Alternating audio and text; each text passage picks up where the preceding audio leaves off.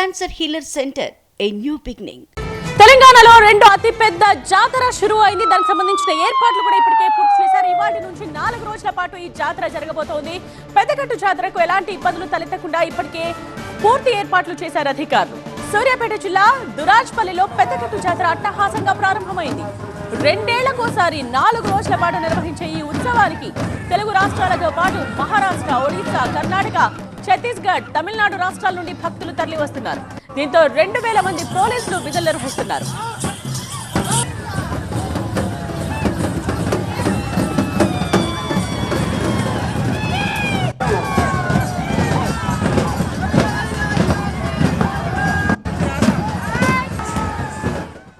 ఓ లింగా నామస్మరణతో పెద్దగట్టు మారుమోగుతోంది. గుట్ట చుట్టూ వాహనాలు చేరి జాతర భక్తజన సంద్రంగా మారింది.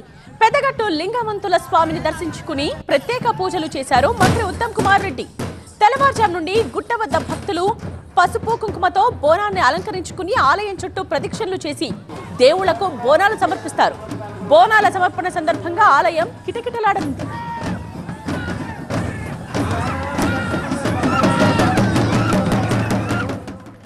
హైదరాబాద్ విజయవాడ జాతీయ రహదారిపై పోలీసులు ఆంక్షలు విధించారు.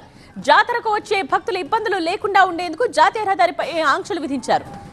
ఈ విషయానికి సంబంధించిన complete details senior correspondent Revan అందిస్తారు.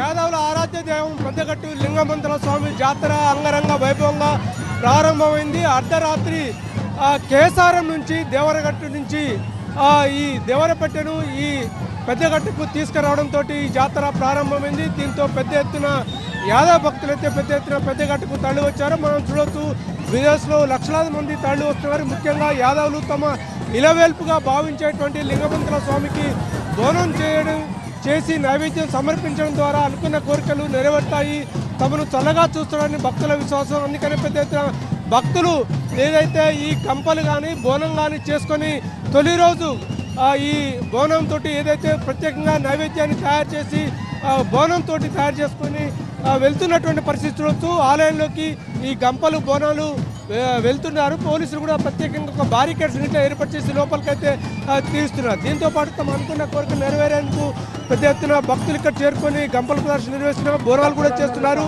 మరోవైపు విఐపీల తాకిడి కూడా ఎక్కువగానే పెరుగుతున్నట్టుగా మనకు సమాచారం ఉంది. పెద్దగట్టు నుంచి కెమెరా పర్సన్ కుశల్తో రేవన్ TV9 నల్గొండ.